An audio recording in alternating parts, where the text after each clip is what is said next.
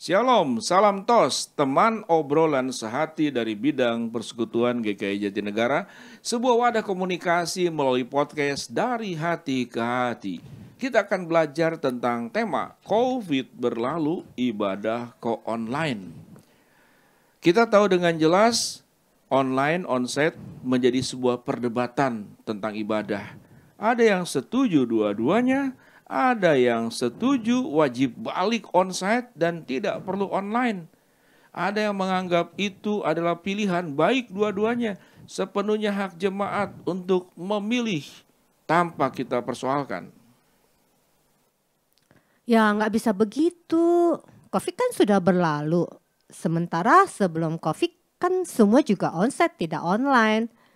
Sekarang kenapa jadi masalah tidak bisa onsite dan harus online? Bukankah ini lebih karena faktor kemalasan aja? Atau mau cara mudahnya aja?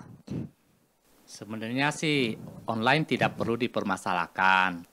Dunia ini sudah makin maju dengan media sosial yang luar biasa berkembang.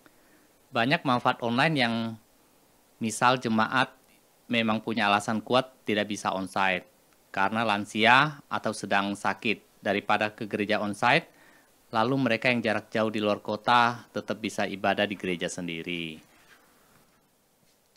Alasan di atas memang benar yang punya hambatan untuk tidak hadir onsite dan bisa diterima. Tapi dengan adanya ibadah online, justru yang masih sanggup hadir, masih muda, tidak alasan kuat untuk online. Tapi mereka tetap ibadah online. Bukankah ini menjadi godaan jemaat cari cara ibadah dengan mudah? Dan gereja seakan membenarkan ibadah online sama baiknya dengan onsite. Wah, seru nih. Perbedaan pandangan tersebut, memang rasanya banyak gereja itu mengalami dilematis yang tidak mudah diambil sikap dan kemudian diambil keputusan. Saya punya ilustrasi sederhana untuk dibincangkan supaya bisa memahami ibadah online dan onsite. Begini, kita kan sukses tuh beli kuliner ya, jadi dengan kemajuan lewat GoFood. Nah, di sana kan banyak foto pilihan makanan untuk dibeli. Kita lihat dalam bentuk gambar, tapi fisik makanannya kan tidak ada. Apakah kita rela beli makanan online, hanya pesan, terus makanan tersebut tidak dikirim secara fisik untuk kita makan? Nah, ini contoh yang benar. Masa kita ibadah online lalu fisik kita tidak hadir dalam ibadah? Wah, beda dong. Fisik badan kita hadir dalam ibadah dengan kuliner makanan. Saya rasa nggak tepat ilustrasi tersebut. Saya ada pandangan tentang ilustrasi. Pak Ijin sebelum menikah kan pacaran dulu dong. Pengennya pacaran LDR atau onsite ketemuan? Wah, ini ilustrasi menjebak. Hehe. Tapi saya akhirnya mengerti dan bisa terima kalau ibadah online hanyalah untuk kondisi khusus, situasi yang tidak memungkinkan untuk onsite. Tapi kalau sudah normal, ya harusnya balik semua ibadah onsite. Wah, seru juga nih. Podcast pertama kita dari bidang persekutuan.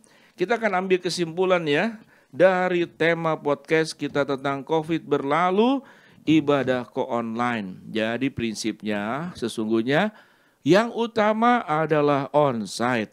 Karena Tuhan sendiri kan tinggalin surga datangnya onsite gak online. Kalau Yesus disalib online gimana? Jadi online itu hanya untuk kondisi khusus seperti waktu COVID atau tidak COVID.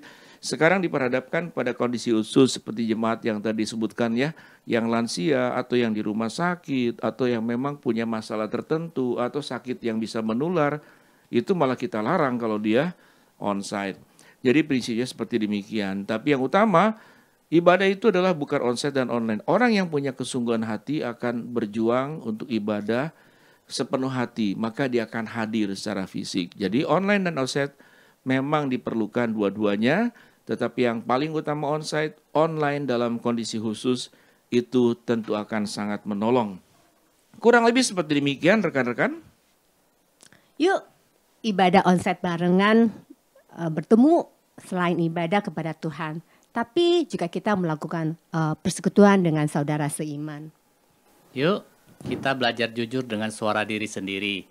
bahwa ibadah online sesungguhnya adalah pilihan karena tidak mau repot, cari jalan pintas, tapi nuansa hikmat ibadah dan persekutuan tidak terjadinya dengan baik. Mulai saat sekarang kita tidak ada halangan yang sangat mendesak dan bisa diterima. Hindari ibadah online kecuali dengan alasan khusus, tapi datanglah onsite. Ibrani 10:25.